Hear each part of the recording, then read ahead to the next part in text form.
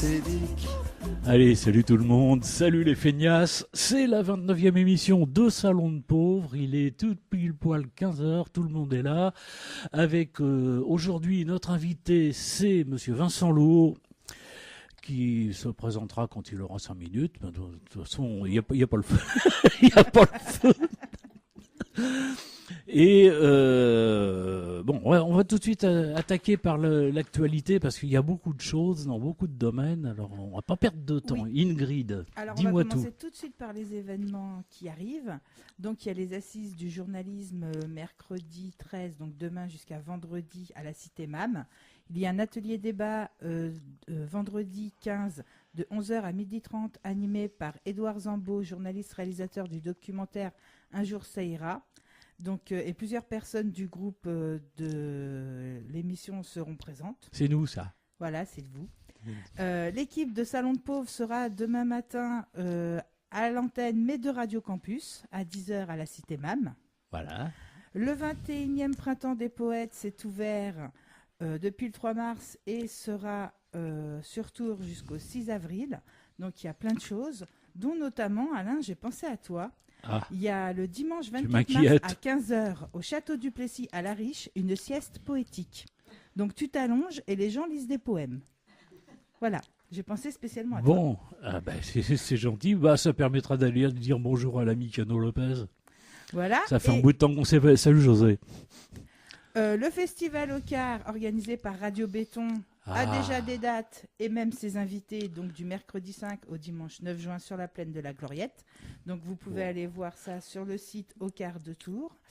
Et il y a aussi une soirée cinéma qui se passera au studio le vendredi 5 avril 2019. Donc c'est une soirée Nanarland. Ouais. C'est que des séries B, C, enfin c'est des nanars, quoi. On aime bien ça. Voilà, avec 2 films, Dragon Rouge contre Dragon Noir et Le Dernier Dragon, et un concert gratuit de My Body Horse. Eh ben, hein, et tout ça c'est où ? C'est au Cinéma Studio, 12,40€ pour tous les publics et 8,20€ si vous êtes adhérent au Cinéma Studio. Bon, eh ben voilà, t'as un programme assez chargé. Hein. Ça commence le vendredi 5 avril. Et une semaine après, il y aura l'émission. Comme ça, on vous racontera comment s'est passée la soirée. Et puis, quant au festival au Quart de Tour, je pense que là aussi, on y sera. Hein ? Ouais. Ouais. Bah oui. Hein ? Ouais. Oui. Ouais, cache ta joie, toi. Attends, tous les ans, j'y vais. Alors. Bon. Non, parce que là, je croyais que la prog te plaisait pas. Mais si. Oh, ouais. Il y a plein de choses. Eh bien... Oh ouais, tout de suite. Qu'est-ce qui se passe là-bas de l'autre côté ? Non, mais... Il se passe rien. Bon, je continue mon truc. Eh ben, on va commencer tout de suite par Facebook, ce qui s'est passé le mois dernier sur Facebook. Alors là, bon, alors ça tombe bien, ça laissera à Monsieur Lou un petit peu plus de temps que prévu pour discuter, parce que j'ai eu un petit souci là avec Facebook, j'ai pas pu remonter au-delà du 25 février. Donc avant il s'est passé des choses, mais de toute façon ça a plus d'importance, c'est passé, voilà. En tout cas, notre page a accueilli plusieurs petits nouveaux qui, ma foi, nous ont transmis des nouvelles relativement intéressantes. Le 25 février, Athéna, bonjour Athéna. Oui, de Tarbes. Oui, de Tarbes. Et elle nous relaie un article du Figaro qui prévient ceux qui auraient l'idée saugrenue de loger des SDF, pas d'aide fiscale. Voilà, si vous voulez loger Monsieur Carlos Ghosn, là, bon, à mon avis, il n'y a pas de souci. Hein. Alors, elle récidive le lendemain, donc le 26, pour attirer notre attention sur une chronique de France Inter qui traite de cette vieille rengaine qu'on nous envoie à la figure sans cesse. En gros, on gagne plus à ne rien foutre qu'à bosser. C'est la énième édition, à chaque fois on y a droit. En l'occurrence, une très officielle stat ministérielle, selon laquelle un allocataire de chez Pôle emploi, calmez-vous, pour une fois on ne parle pas du RSA, hein, un allocataire de Pôle emploi, Voilà, on ne parle pas du RSA. Vous vous rallongez dans votre canapé avec une bière. Votre tour viendra tout à l'heure. Un locataire donc sur 5, 20%, perçoit des revenus plus élevés en étant au chômage qu'en travaillant. Voilà. Alors, on va remédier à ça dès cet été. Ont annoncé, donc sur France Inter, Édouard Philippe et Muriel Pénicaud, les deux comiques bien connus. Et Athéna, tu passes quand tu veux. Je sais, ça fait loin de Tarbes, mais... mais ils sont OP pour venir. Hein. J'ai eu quelqu'un de Tarbes au téléphone et ils voulaient faire leur valise après la visioconférence. Hein. Donc, ils sont très OP pour venir. Il y a pas de souci. On les accueillera un jour. On sait accueillir les gens ici. Il n'y a pas de problème. Mais bon, effectivement, alors tout ça, ça renvoie à des articles plus complets. On ne va pas les détailler là parce qu'on y passerait toute l'heure de l'émission. Mais retournez sur notre page Facebook. Bénéficiaires du RSA, des gens comme les autres. Pour voir les articles en question dans leur intégralité, parce qu'il y a des chiffres, il y a des stats, il y a des trucs comme ça. Et voilà.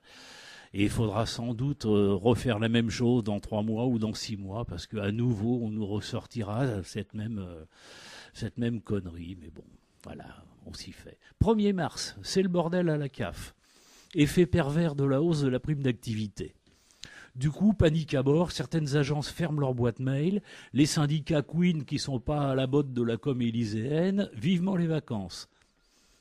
5 mars, je m'y colle. Un article de l'UMA qui devrait particulièrement intéresser notre invité, qui s'intitule « Pourquoi les aides sociales sont-elles les droits acquis sans contrepartie ?» Alors, bon, Vincent Louot, bonjour d'abord. Est-ce que vous lisez l'UMA ? Parfois, oui. Parfois. Parce qu'en ce moment, il faut leur faire de la pub. Ils sont en danger de mort. Alors, on va tenter d'oublier les vieilles crapules staliniennes qui étalaient leur venin à longueur de page. Et on va tous vous demander, Vincent Louot et moi, de leur envoyer un peu de fric s'il vous en reste, de l'acheter. Et surtout, de lire cet article venant d'un groupe d'économistes. Alors, c'est pas le genre d'économistes qu'on voit sur BFM, c'est d'autres. Mais qui sont pas forcément moins intelligents ou moins informés. Ça, c'est à voir. Hein. Vous pouvez retrouver tout ça, encore une fois, c'est sur leur site de l'UMA, et vous pouvez retrouver cet article qui est très, très, très intéressant sur un sujet qui est d'autant plus chaud qu'il est revenu brutalement dans l'actualité récemment, les fameuses contreparties, etc., le travail bénévole. Bref, on reparlera de tout ça un petit peu plus tard dans l'émission. En tout cas, je pense que vous êtes d'accord avec moi. Faut donner un petit coup de main à l'UMA. Faut acheter l'UMA. Achetez l'UMA si vous voulez. Voilà. Voilà. C'est un prêté pour un rendu. La dernière fois, vous avez fait un peu de pub à ce brave. Comment s'appelait-il déjà l'ancien candidat, là j'ai un trou de mémoire. François Fillon. Ah oui. Maintenant c'est l'UMA. Bon, chacun son tour. 9 mars, encore une petite nouvelle. Delphine, qui nous envoie un très beau texte à réfléchir. Le voici. Allocataires du RSA, des gens pas comme les autres. Peut-être aussi des gens qui n'ont pas trouvé leur bonheur dans cette société de consommation qui nous est imposée. Des gens qui n'ont pas trouvé leur place sur le marché du travail, où la compétition est devenue une raison de vivre pour certains. Des gens qui auraient voulu que chacun ait sa chance, et pas seulement certains. Des gens qui ne sont pas d'accord avec l'organisation politique, économique et intellectuelle de notre pays. Des gens qui ne pensent pas comme les autres. Des gens qui ne gaspillent pas. Des gens qui ne polluent pas. Des gens, de toute façon, qu'il faut respecter et écouter. Merci Delphine. No comment. 2 mars. On voit une photo de Vauquier, avec sa mine réjouissante de jeune premier qui vient de foirer son casting et qui nous annonce sur un site parodique, ne vous affolez pas, que les gens qui sont au RSA devront bientôt porter un signe distinctif. Alors, nous reprenons l'idée à notre compte. Nous allons bientôt éditer un badge à cet effet qui sera dispo sur le stand de l'émission au festival au quart de tour. C'est noté, on aura des badges et comme ça, ce sera un signe distinctif. Hein. D'ailleurs, on en reparlera ensemble. Et puis, bah voilà, c'est fini pour ce mois-ci. Hein. Vous viendrez à Aucard cette année ? Oui. Hein? L'an dernier, j'ai pas pu parce que l'an dernier, j'étais dans mes champs le week-end, mais j'essaierai. Bon, eh ben, c'est noté, on vous laisse une bière au frais. Hein. Voilà. Important. D'accord. Bah oui, D'accord. Bon, eh ben, on va revenir sur plusieurs de ces sujets ensemble et sur quelques autres tout à l'heure. En attendant, puisqu'on parlait de Facebook, dis-moi Ingrid, les stats. Alors, au mois de février, il y avait 207 membres, 128 publications, 144 membres actifs. Et le jour d'affluence, c'est le mercredi. Et la publication la plus vue, c'est une jeune fille aussi, Élise, qui vient d'arriver sur notre groupe et qui nous dit qu'elle est obligée de cumuler 2 emplois pour pouvoir enfin avoir droit à un logement social avec ses 2 enfants. Voilà. Ouais. Ah, ça fait À partie chaque des fois, choses c'est vrai que les gens pensent trouver des gens de la CAF sur le groupe, pensent trouver des réponses, plus par des professionnels. Voilà, en fait, Oui, sur le groupe, il y a beaucoup de gens au RSA et il y a beaucoup de gens qui ne sont pas des professionnels et qui ne peuvent pas amener des réponses comme ça sur Facebook, sur un groupe public. Bon, voilà. Bah voilà, on leur dit qu'effectivement, la page Facebook, elle n'est pas là pour régler vos problèmes, on n'en a pas la compétence. Mais justement, on vous incite à chaque fois à contacter des professionnels qui, eux, vont avoir les réponses appropriées aux questions que vous vous posez. Et n'hésitez pas, hein, après tout, c'est vos impôts. Donc bon. Bon, sinon, nous restons. Vous pouvez nous contacter sur notre adresse mail salondepauvre@gmail.com, sur notre compte Twitter et notre chaîne YouTube Salon de Pauvre. Voilà. Donc maintenant, c'est Marie qui parle des groupes ressources. Et oui, les autres groupes, parce qu'on n'est pas tout seul quand même. Enfin, Non, donc à Amboise, on s'est retrouvés la semaine dernière, mercredi dernier. Donc on a discuté sur les adresses papier, les adresses utiles pour la remise à niveau, les remettre à jour. Et on nous a dit que M. Bourdet aurait dit que ça serait maintenant sur un support numérisé. Donc pour l'instant on est en attente et on a dit qu'on en reparlerait à la conférence des groupes ressources. Peut-être avez-vous une date, monsieur Lou? Ça va venir. Ça va venir. D'accord. Ah ouais, mais elle est comme ça. Hein. Bon, ça, on a accès en magasin, faut faire avec. Hein. Bon. Autrement, il y a Claude de notre groupe qui a été une information collective pour les nouveaux bénéficiaires du RSA à Château-Renaud. Elle a été très contente de cet échange qu'elle a eu avec ces personnes-là. Et sur, je ne sais pas, une dizaine qui étaient là. Donc, il y en a une qui serait intéressée, mais pour l'instant, elle va déménager. Donc, elle attend pour contacter le groupe où elle pourra participer. Donc, elle a bien présenté le groupe, elle a bien défendu nos groupes. Donc, Bon. Autrement, nous avons aussi demandé, c'est notre document, ce document-là, ça y est, non. Des référés qu'on a fait sur l'accompagnement du RSA et le CER. Si ils ont eu des retours, si Cathy avait eu des retours. Apparemment non, mais elle s'engage à le faire. Donc on tient quand même à savoir si notre document sert à quelque chose quand même. Surtout que ça a été fait avec des professionnels aussi. Donc on aimerait bien avoir des nouvelles.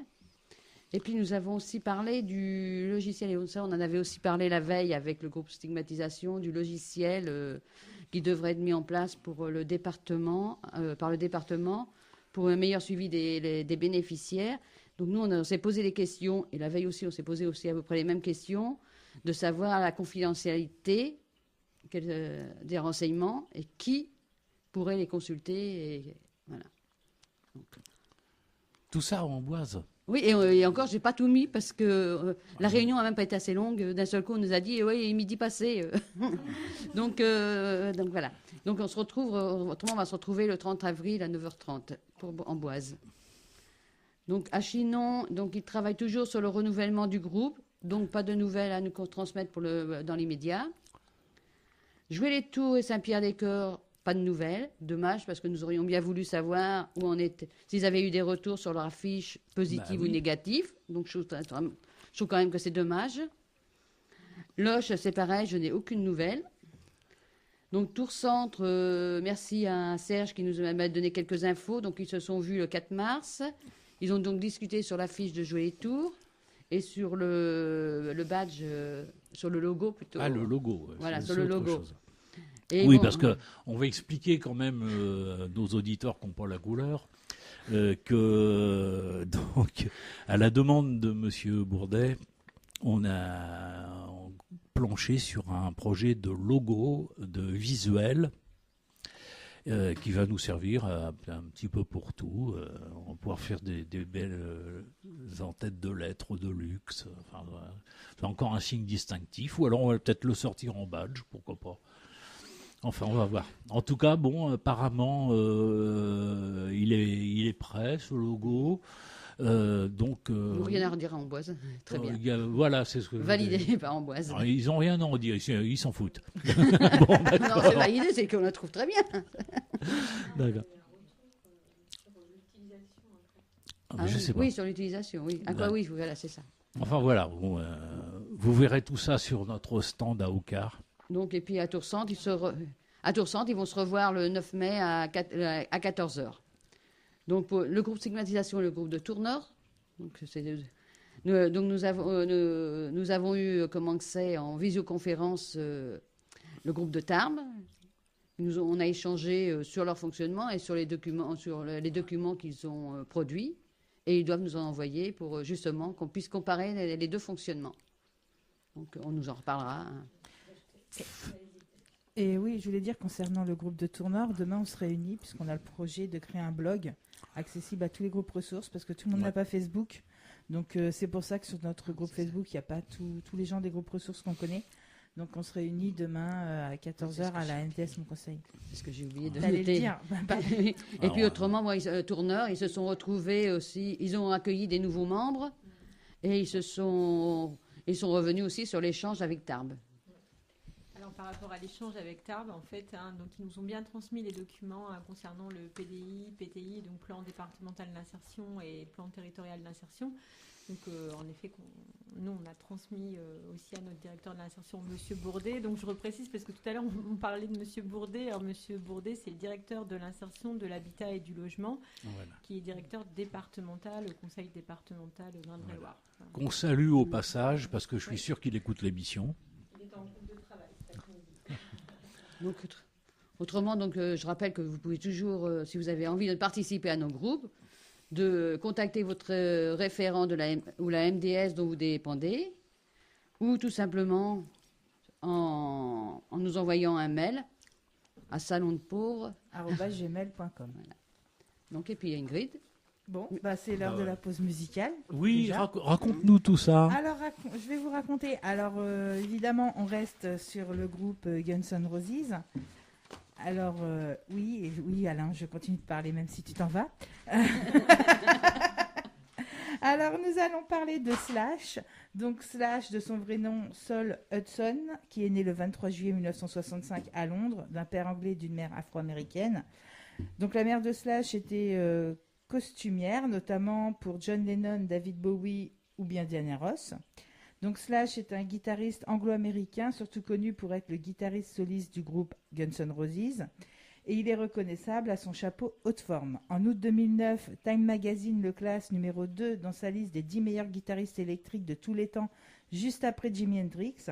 Il apparaît également à la 65e place du classement des 100 plus grands guitaristes de tous les temps au magazine Rolling Stone en 2011. Et Slash a obtenu son étoile à Hollywood sur le Walk of Fame le 11 juillet 2012. Donc il a fait partie de plusieurs groupes, notamment les Guns, puis une carrière solo et retrouvailles avec les Guns en 2012. Il a été marié 2 fois et a 2 fils, de sa deuxième épouse. Il a collaboré entre autres avec Alice Cooper, Brian May, Bob Dylan, Iggy Pop, Lenny Kravitz, Michael Jackson, Ray Charles. Et la pause musicale, ça ne va pas être les Guns, ça va être la chanson Beautiful Dangerous de Fergie des Black Eyed Peas, où elle déclare sa flamme à Slash. C'est un clip très sulfureux et cette chanson est présente sur le clip sur l'album éponyme de Slash en 2010. Eh ben voilà, donc alors tu me disais qu'à propos de... Non, tu as peut-être déjà raconté les Mais ça y est, petites j'ai anecdotes. raconté qui était Slash. Ah, Voilà. bon. Et le mois prochain, tu nous prépares... Le mois prochain, je ferai Duff McKagan, parce que je vais me garder Axl Rose pour la fin. Bon, Bah oui. il peut attendre.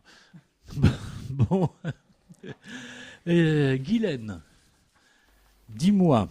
Dis-moi maintenant, quelles idées fausses tu dois dénoncer? Eh bien, ce ne sont pas des idées fausses à dénoncer, mais un sujet d'actualité qui concerne notamment ce qui fonctionne.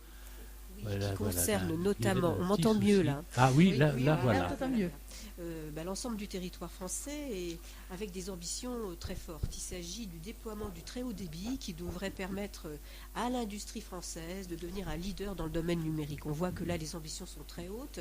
Dans une étude pour la Fédération française des télécoms, une estimation vient nous montrer que les investissements seraient à hauteur de 20 à 30 milliards d'euros pour les opérateurs français dans le déploiement de la fibre dans les 15 prochaines années et devrait permettre de multiplier par 5 le débit fixe pour tous les foyers, de faire gagner 0,75% de PIB à la France, de créer 100 000 emplois, d'améliorer l'attractivité des territoires en zone rurale et de générer de nouveaux usages comme le télétravail, la télémédecine, la télévision haute définition ou les objets connectés.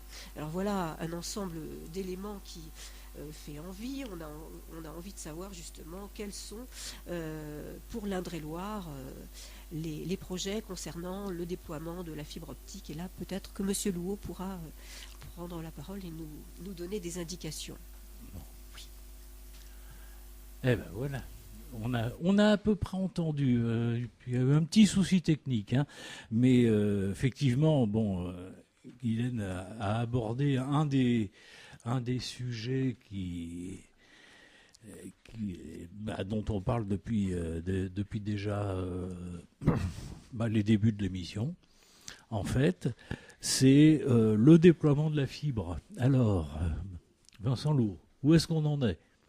Alors, écoutez, là, sur le déploiement de la fibre, le département, avec le département du 41, a finalisé le déploiement de la fibre. C'est-à-dire que pour 2023, 24, 25, tout sera fibré. Et nous avons pris la décision de fibrer l'ensemble du département et d'aller jusqu'à même l'habitat isolé en zone rurale. C'est-à-dire qu'aujourd'hui, on a pris une décision qui est très globale. Sachant que, bien sûr, quand vous augmentez le débit pour tout le monde, vous augmentez le débit des antennes téléphoniques pour le téléphone portable, parce que souvent, quand il n'y a pas de fibre, il n'y a pas de téléphone portable. Donc, tout ça, c'est très lié. Donc, de façon globale, les investissements sont très importants pour les départements. Enfin, notre département, on met plus de 100 millions d'euros. L'État a aussi investi, la région a investi et un partenaire privé pour multiplier l'effet de levier et permettre aux habitants d'avoir une solution fibrée de manière pas trop onéreuse qui sera dans les standards de ce qui existe. Voilà. Alors je crois me souvenir qu'il y a une carte qui a été publiée dans la NR récemment du département avec différentes couleurs selon les années de mise en service. Il y a un plan de déploiement, tout à fait. Il y a un plan de déploiement, mais ce plan de déploiement... Ah bah voilà, Guylaine est en train de nous la montrer. Voilà, ce plan de déploiement est indicatif parce que c'est vrai que quand vous faites l'ensemble d'un département, au début on était parti pour pas faire l'ensemble du département. Et je vous rappelle qu'on vient de loin parce que quand nous sommes arrivés au département, on était mariés à un syndicat interdépartemental, mais dont le département c'était le Cher. On se touchait pas vraiment avec le Cher. Donc, et là, il y avait une volonté de l'ancien syndicat de ne faire qu'un déploiement autour des villes-centres. C'est-à-dire qu'on oubliait 30% de la population en ruralité. Donc pour nous, c'était inacceptable. On est sorti de ce syndicat. C'est une chose qui n'est pas facile à faire politiquement. On est sorti du syndicat et on a remonté un nouveau syndicat avec le 41 parce qu'on avait la même volonté de faire l'intégralité du territoire et pas laisser des zones qui sont déjà blanches, ce qu'on appelle des zones blanches en téléphonie portable. On voulait encore pas retomber dans la zone blanche du très haut débit. Oui, alors, bon. Précision, cette fameuse carte, on la retrouve dans le magazine du département que vous avez dû avoir dans vos boîtes aux lettres. Dans vos boîtes aux lettres, vous avez eu récemment. tous le magazine. Alors, voilà, il y a effectivement une bonne carte dans les pages centrales. Alors, sauf que, petite critique pour le maquettiste, il aurait pu placer quelques villes ou quelques points de repère parce que là, j'avoue que... Non, mais c'est vrai que chacun cherche à se retrouver sur une cartographie pour savoir quand il va avoir le très haut débit. Je vous rassure, vous serez prévenus au fur et à mesure. Parfois, on a de l'avance sur le déploiement parce que c'est technique. Quand c'est facile de passer des câbles, parfois on va un peu plus vite, parfois on va un peu moins vite. Il y a toute la procédure administrative qui est assez lourde. C'est un très gros chantier. On va même faire plus de 50 000 heures de chantier d'insertion sur les métiers de la fibre optique et du terrassement et tout ce qui tourne autour de la fibre optique. Donc là, on a un engagement fort de l'entreprise qui va déployer pour les départements la fibre optique. Donc, vous voyez, tout ça, ça roule. Ça va se déployer. Je comprends l'inquiétude et l'impatience de tout le monde, mais là, on est bien parti.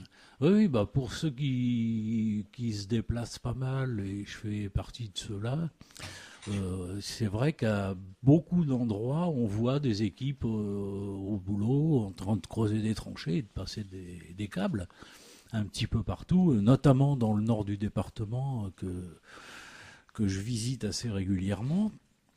On va faire en 3-4 ans ce qu'on a mis 30 ans à faire avec le téléphone filaire ou l'eau potable.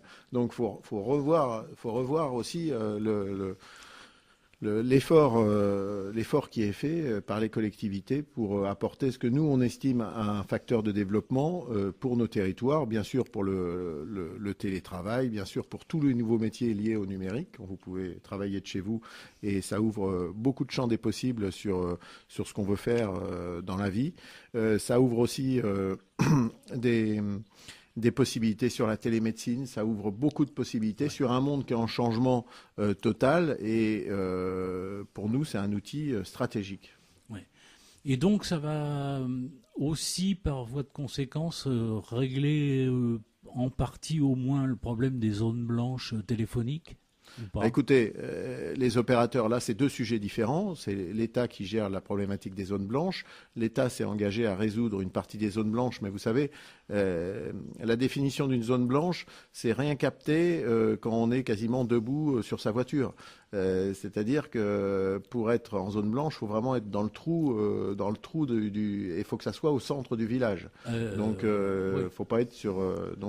Ils n'ont pas tout à fait la même approche des zones blanches. Je pense que l'État a pris conscience. Les opérateurs font des efforts, tout le monde fait des efforts. Ça va jamais assez vite, mais c'est pas aussi simple que de dire on plante une antenne. S'il n'y a pas de fibre optique à côté, on peut pas avoir le très haut débit qui applique à l'antenne. Donc automatiquement, vous pouvez pas passer le téléphone mobile. Tout ça, c'est très lié. Et je pense que tout ça, là, on va avoir une très nette amélioration. Bon, on l'espère parce que j'étais encore hier dans un autre coin du département, à la Croix-en-Touraine, pour le citer, où c'était abominable. Oui, mais toute la vallée du Cher et pas forcément. On a du mal à avoir du téléphone portable partout. Ça s'est amélioré, mais il reste encore quelques trous dans la raquette, on va dire. Bon, c'est bien. On commence quand même par des bonnes nouvelles, c'est bien. Mais on n'a que des bonnes nouvelles. Ça dépend pour qui. Je sais pas, vous avez peut-être des bonnes nouvelles pour nos amis les feignasses. Ouais, vous êtes joueur, vous êtes toujours un peu réducteur, mais vous connaissez mes positions là-dessus. Et pour ça que je vous interroge. Voilà. Donc. Parce que je me doute que on a vu repartir dans l'actualité avec Laurent Wauquiez en première ligne les vieux projets qui traînent un petit peu partout de contrepartie en travail bénévole, mais le travail bénévole considéré comme une contrepartie obligée. C'est-à-dire, si vous ne le faites pas, on vous sucre tout ou partie du RSA. Alors, grosso modo, il y avait eu une première tentative en Alsace qui avait été retoquée. Qui a été mise en application. Et qui a été mise en application sous une forme un petit peu adoucie.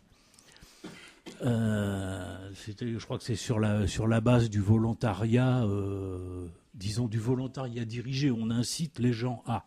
Mais il n'y a pas ce caractère obligatoire, il n'y a pas le coup près, quoi. Et je crois que dans une autre région aussi, il y a eu une expérience. Et là, maintenant, il est fortement question d'appliquer tout ça sur la totalité du pays. Et donc, comme je sais que vous-même vous défendiez cette position-là. Moi, je vous l'avais dit avant Wauquiez. Hein. Et voilà. oui, je vous l'ai dit ici. Il a tout copié sur vous. Non, il n'a pas besoin de moi pour dire ce qu'il a à dire. Oui, mais je n'allais pas dire les choses. La responsabilité, après notre responsabilité, clairement, et la secrétaire d'État qui est venue il y a un mois sur le département a eu le même discours de dire on pourrait envisager des contreparties. C'est un vieux serpent de mer qui ressort comme le monstre du Loch Ness tous les 3-4 ans dans notre paysage politique.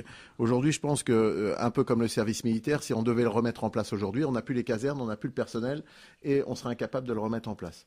Donc, le bénévolat pour les bénéficiaires du RSA, nous, dans le département, 15 000 personnes, on serait dans l'incapacité à même pour 5 000 personnes trouver des places de bénévolat et des associations ou des collectivités qui prendraient en charge au quotidien ces 5 000 personnes, ou ces 10 000 ou ces 12 000 personnes. Donc, dans un monde de réalité dans lequel je suis, tout ça, ça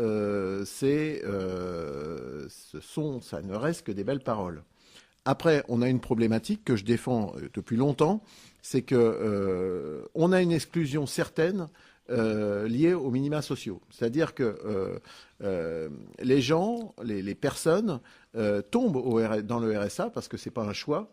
Vous me l'avez plusieurs fois dit, on décide pas d'être au RSA. On tombe dans le RSA parce qu'une fois que vous avez fini de toucher Pôle emploi et de plus à rien avoir, et ben la dernière chose que vous doit la société et l'État, c'est ce revenu minimum dit d'activité, qui est pas, comme d'habitude dans tous les revenus minima, même quand on les appelle avec une terminologie un peu pompeuse d'activité, qui est le dernier parachute avant la rue, quoi. La réalité, c'est ça. Donc, une fois que l'on a dit ça, on a réellement une problématique où les gens se retrouvent au RSA, se trouvent en situation d'exclusion sociétale de façon forte, c'est-à-dire qu'ils ne voient plus personne, ils changent de vie, ils vont avoir du mal à manger correctement, ils vont avoir du mal à vivre le jour ou la nuit où ils changent, ils peuvent se déphaser et avoir une autre façon de vivre qui subissent, hein, qui choisissent pas forcément, qui s'habituent tout doucement. Avec en plus l'isolement dans les régions rurales. Ah mais je vous parle même pas de ça. Parce que ça, oui, mais vous savez, l'isolement, quand on n'a déjà pas de quoi bouffer. Oui, mais l'isolement de la ruralité, vous savez, on est quasiment moins seul. Moi, je viens de la ruralité, je peux vous en causer. On est quasiment moins seul au RSA dans la ruralité parce que les gens se parlent que dans le RSA dans Tours où vous pouvez quasiment mourir tout seul dans votre appartement et c'est les odeurs qui vont réveiller les voisins. Oui. Et parce que on se parle pas. Donc, voyez ça, pour moi, c'est pas le problème. Le vrai problème, c'est comment traite-t-on politiquement un service d'insertion dans un département. Et ça, la volonté du président Macron, c'est de dire, oui, vous avez différentes façons de traiter cette insertion au niveau français. Chaque département n'est pas égal, logique, parce que quand on voit le département du Nord qui a... je crois, 150 000 bénéficiaires de RSA, alors que nous, on en a 15 000. Vous voyez la difficulté, on ne traite pas 150 000 dans un département comme on traite 15 000 ou on traite 5 000 ou 3 000 dans la Creuse. Vous voyez, ce n'est pas le même levier. Différence de traitement entre départements, il a dit il faut revoir tout ça, une temporalité qui est un peu longue, c'est-à-dire que nous, administrativement, on met un peu de temps la CAF gère l'aspect administratif et du paiement du RSA, mais le suivi incombe au département et le président Macron souhaitait qu'on soit beaucoup plus rapide et proactif pour le retour à l'emploi. Alors, j'ai envie de dire, en plus je suis joueur, parce que j'ai envie de dire, oui, mais attendez, ils ont passé 2, 3, 4 ans chez Pôle emploi et Pôle emploi n'a jamais trouvé de solution. Donc nous, il faut qu'on fasse des miracles, les départements, alors que quand les gens arrivent au RSA, c'est quand même l'échec du système de l'emploi. Ça, c'est la première chose. Deuxième chose, je suis surpris de la méthode de Macron, parce que faire une agence de l'insertion, ça c'est tout à fait énarque. On fait une agence, on crée une agence. Mais pourquoi créer une agence de l'insertion et une agence alors qu'on a une agence de l'emploi? On a la prétention de vouloir insérer les personnes, mais déjà on scinde en deux les gens qu'il faut réinsérer et les gens qu'il faut réemployer.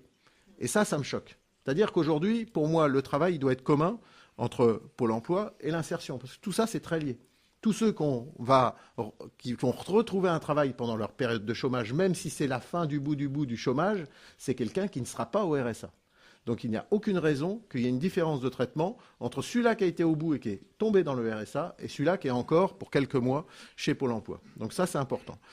Après, on a le suivi des bénéficiaires du RSA. 50% du suivi qui sont faits par des opérateurs pour le compte du département, où là, c'est parfaitement clair. Nous avons des contrats avec ces personnes, ces associations, qui sont référents des bénéficiaires du RSA et qui font le suivi pour le compte du département. Par contre, on a 50% des personnes qui sont suivies par Pôle emploi. Bénéficiaires du RSA suivis par Pôle emploi. C'est ceux qui sont le plus proches de l'emploi, qui viennent de sortir de chez Pôle emploi et qui se retrouvent au RSA.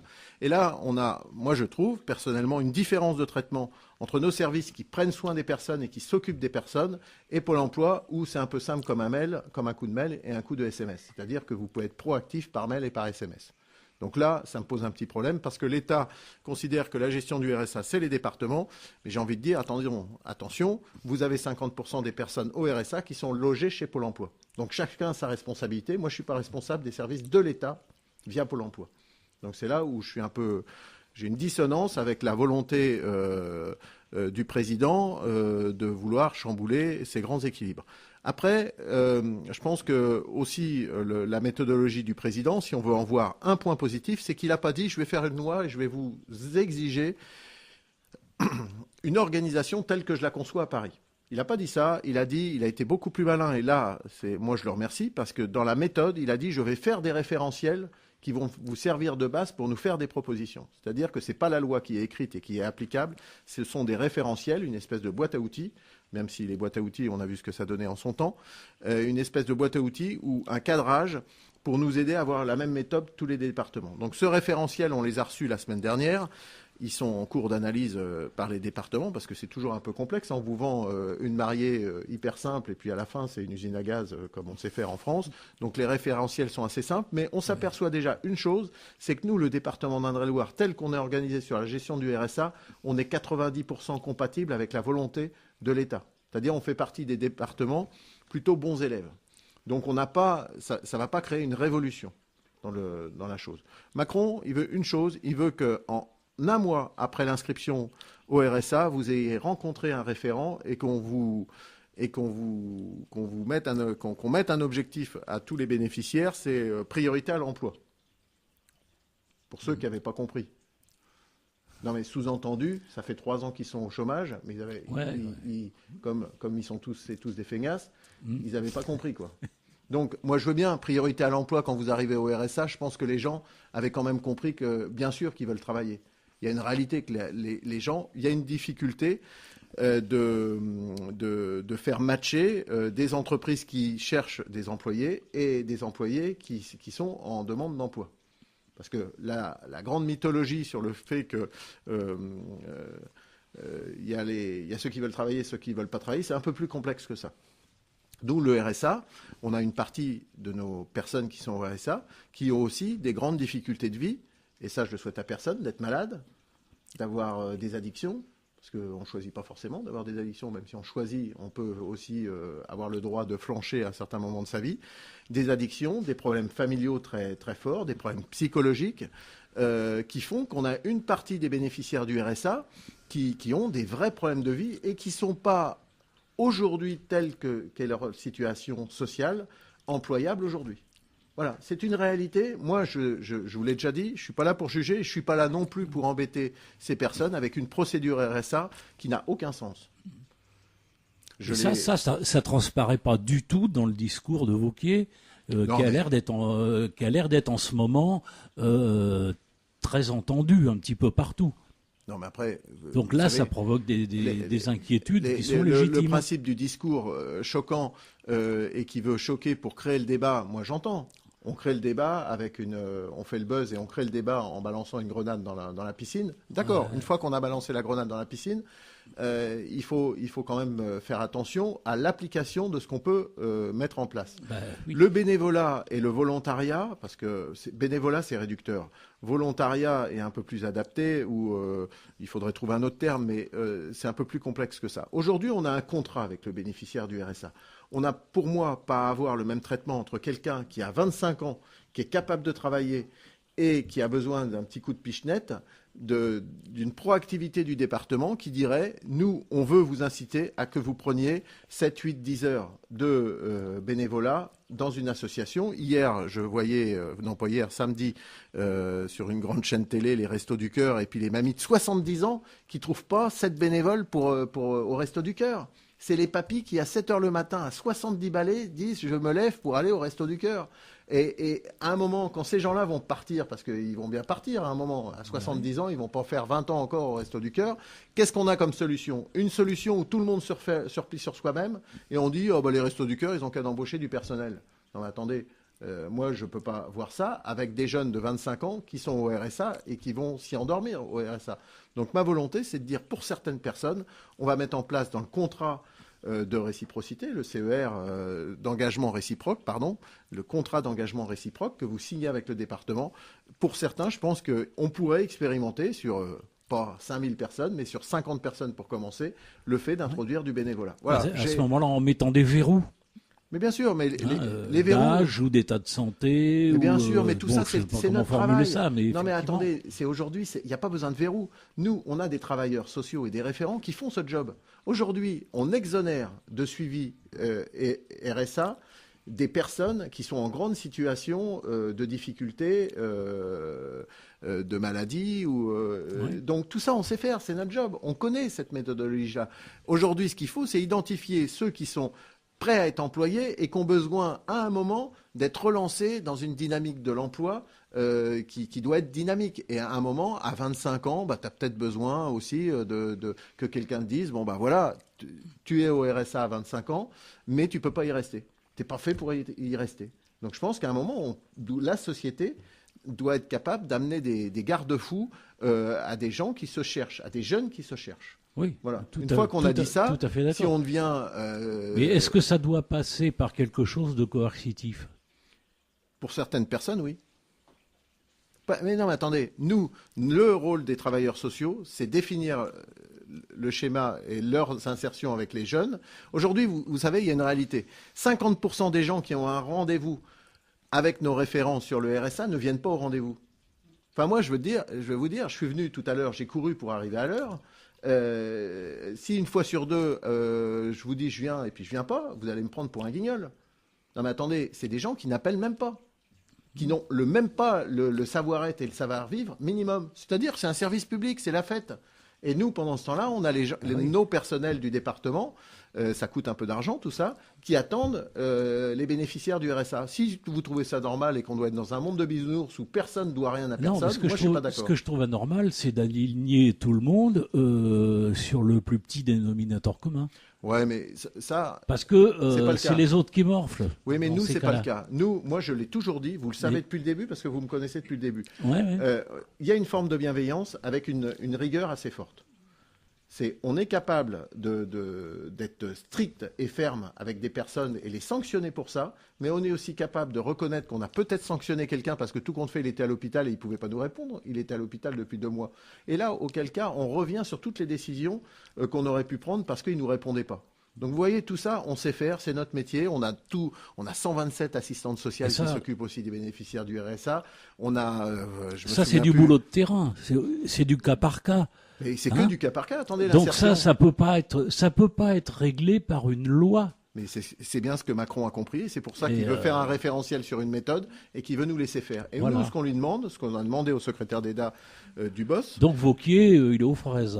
Oui, Wauquiez, il fait ce qu'il veut, il est au frais s'il veut. Bah Moi, oui, vous mais savez, bon, moi, c'est pas Wauquiez qui va venir me résoudre les problèmes du département. Et avec le président du département, on n'attend pas tout ce monde politique complètement un peu hors sol qui fait la soupe nationale à Paris. Nous, on est pour le département, au service des habitants du département, pour trouver des solutions pragmatiques. Et oui, c'est du travail d'orfèvre, parce que oui, un bénéficiaire du RSA, c'est un bénéficiaire du RSA, et c'est une personne que vous pouvez pas traiter en masse. Donc voilà, une fois qu'on a dit ça, c'est pour ça que c'est très compliqué. L'insertion, ça ne peut pas être des mouvements de masse. Par contre, le rôle de l'État, c'est de nous mettre en situation d'agilité par rapport à la réponse. Si moi, je veux essayer quelque chose d'un peu plus coercitif pour 50 personnes qui ont 25 ans dans le département d'Indre-et-Loire, il faut qu'on me laisse le tester et qu'on voit ce que ça donne. Et au moins qu'on me donne la chance de pouvoir tester les choses. C'est tout ce que je demande. Aujourd'hui, l'État ne nous donne pas, les départements, la capacité de tester des choses innovantes sur leur retour à l'emploi. Il faut qu'on se débrouille tout seul. Et tout seul, quand on a le cadre de la loi qui nous l'interdit, eh ben on ne peut pas se mettre en la loi, donc on ne peut pas faire l'expérimentation. Donc pour moi, ça, c'est un vrai échec. Le mode agile, l'agilité des départements, c'est pouvoir apporter des réponses claires et des potentialités pour les personnes qui attendent quelque chose encore de nous. Ben, on verra bien pour l'Indre-et-Loire, mais... Bon, oui, c'est pas grave, il y a une petite lumière qui s'allume, c'est pas grave.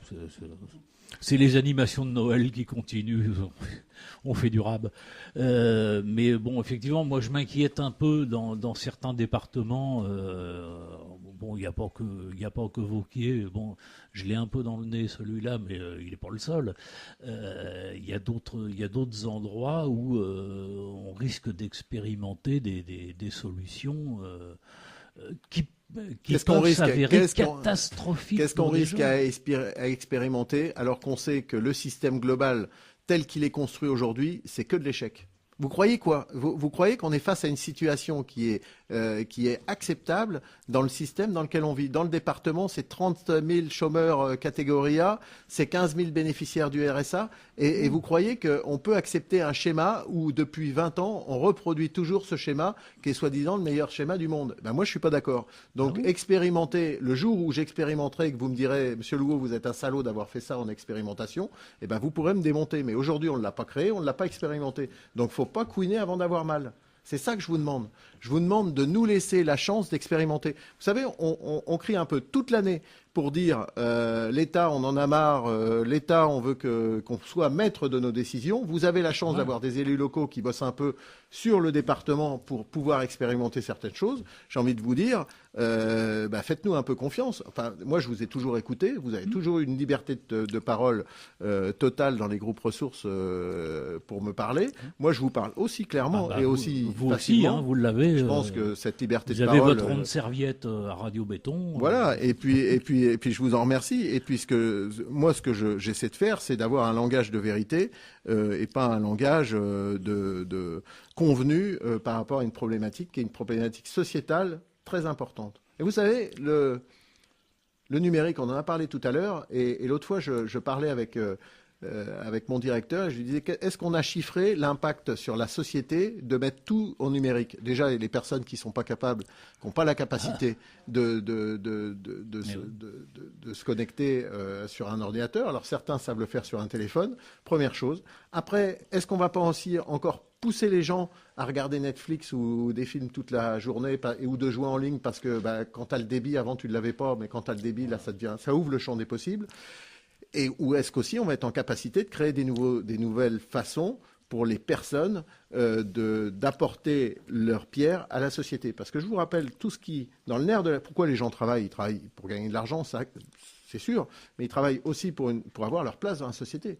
La première chose que l'emploi sert à quelque chose, ou l'emploi dans un monde associatif, ou le bénévolat, ou le fait que vous êtes là aujourd'hui de façon bénévole, c'est qu'aujourd'hui vous avez une place dans la société. Vous n'êtes pas qu'un numéro caché dans un logement parce qu'on vous file 500 € par mois, comme ça, on ne vous voit plus et on a la paix. Vous voyez, c'est ça. La place dans la société, c'est important, et je pense que ça, le numérique peut permettre de donner une place peut-être nouvelle aux personnes dans la société. Là, sur ce point-là, on est complètement d'accord. Moi, je me méfie toujours, non pas forcément d'une loi en elle-même, mais de comment elle peut être appliquée en fonction de celui qui l'applique. L'exemple typique, c'est le fameux projet de loi dit anti-casseurs qui vient d'arriver à la suite de toutes les conneries qu'on a pu voir depuis quelques mois. C'est une loi, si elle est appliquée par des décideurs qui sont des démocrates, il n'y a pas de problème particulier, bien que y ait des mesures là-dedans qui sont quand même assez attentatoires aux libertés.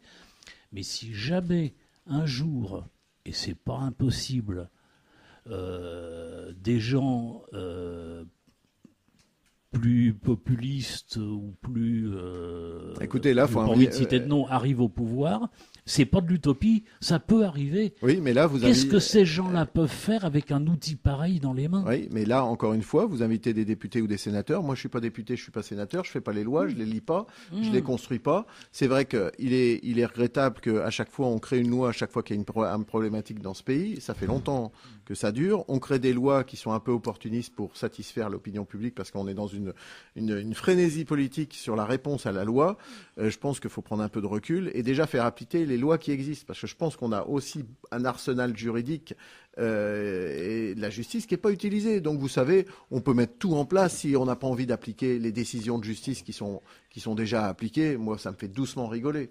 Ça me fait, franchement, moi je suis maire d'une petite commune, quand personne veut verbaliser parce qu'on a mis un dépôt d'ordures et qu'on a interpellé la personne et que personne veut faire pousser la plainte et mettre une amende à quelqu'un qui a mis 2 tonnes d'ordures sur le bord des champs, personne nous suit. Donc vous savez, on demande au maire d'avoir un pouvoir de police qui est complètement aléatoire et qui n'existe pas parce que le procureur, il va dire on a autre chose à faire que de gérer les poubelles de cigogner.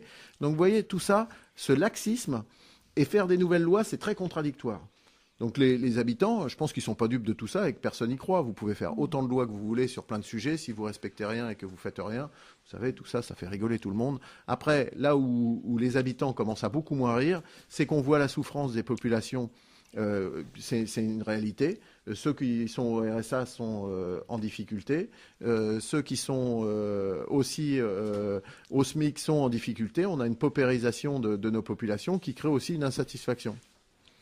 Eh oui, vous voyez l'heure passer, mais moi je vous laisse, laisse parler. Oui, non, mais c'est vrai qu'à chaque fois on a la même impression de dire bon, on a abordé ça, mais au fait, on n'a pas parlé de ça, on n'a pas parlé de ça. Je sais que vous aviez un sujet, c'était Parcours RSA. Parcours RSA qui sera le logiciel qui va suivre les bénéficiaires du RSA et qui va permettre à notre administration d'être plus réactive. C'est-à-dire que quand on mettait 2 mois à vous redonner un coup de fil et puis à stimuler les bénéficiaires du RSA où ils se disent un peu, bon, de toute façon, le département, il s'en fiche un peu parce qu'ils ne nous rappellent pas ou ils nous ont oubliés. Aujourd'hui, là, on va pouvoir être plus performant, utiliser les SMS, utiliser des outils qui sont modernes. Je rappelle, quand on demande le numéro, le 06 à un bénéficiaire du RSA, c'est pas pour le pister et le fliquer et le trouver n'importe quand. C'est qu'aujourd'hui, un bénéficiaire du RSA qui reçoit un recommandé, il n'ose pas aller le chercher. Donc il reçoit même pas le courrier. Parce qu'il se dit, merde, il m'arrive encore une tuile, je ne vais pas chercher le recommandé. Alors que c'était un recommandé pour lui dire, attention, vous avez mal rempli un truc du RSA, vous allez avoir une sanction. Tandis qu'avec un coup de fil, ou un SMS, il va accepter cette relation avec notre administration. Et pour moi, c'est plus souple et c'est plus adapté. Donc Parcours RSA est pas là, et là je vous vois venir, parce que je connais votre question, c'est pas là pour fliquer le bénéficiaire du RSA. C'est là pour aider nos référents. Ouais, mais vous me l'avez déjà fait, c'est pour ça. Je vais pas faire de folie. C'est là, c'est vraiment un outil informatique, parce qu'aujourd'hui, on a un outil qui a 20 ans, un outil informatique pour nous aider, les référents de parcours, à faire un suivi performant pour les bénéficiaires du RSA. D'accord. Effectivement, oui, on voit la pendule tourner avec inquiétude et on n'a pas parlé du plan pauvreté et c'est un petit peu dommage. On n'a pas parlé non plus du futur du futur outil de traitement administratif Si, c'est ce que je viens de parcours, faire. C'est ce que je viens de faire. mais en détail, Ah, bah oui, parce en que détail. là, il y avait des choses à voir Mais vous là-dessus. me réinviterez. Hein, Et pas de problème. je crois que voilà, oui, on va Rendez-vous on va est être pris obligé. pour un prochain. Attendez, Pour oui, une prochaine dis-moi. émission avec les réponses de Monsieur Louot sur effectivement les éléments concrets et précis, etc. Tout ça, ce sera très utile à nos auditeurs. L'idée, c'est que on vous suive de façon performante et qu'on réponde aux questions, qu'on puisse vous fournir des formations pour pouvoir retrouver un emploi, de résoudre les problèmes de mobilité. Et tout ça de façon dynamique. C'est-à-dire que quand vous dites « Oh, on va peut-être s'occuper de vous dans 3 mois », ça ne peut pas être acceptable. Donc l'idée, c'est d'être vraiment dynamique.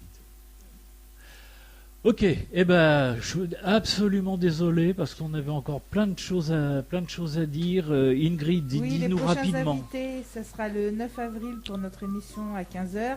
Voilà. Ce sera Julien Kéruel, directeur du Centre social Pluriel, et Wilfried Leroy, président de l'association Pluriel. Et ce sera la 30e émission de Salon de Pau. Eh ben, et merci puis à vous. peut-être un petit enregistrement avec Vincent Louot Oui, pour oui, répondre oui. à d'autres questions. Voilà, allez, salut les Merci. feignasses, vous pouvez retourner dormir. C'est fini, au mois prochain. Bisous à tous.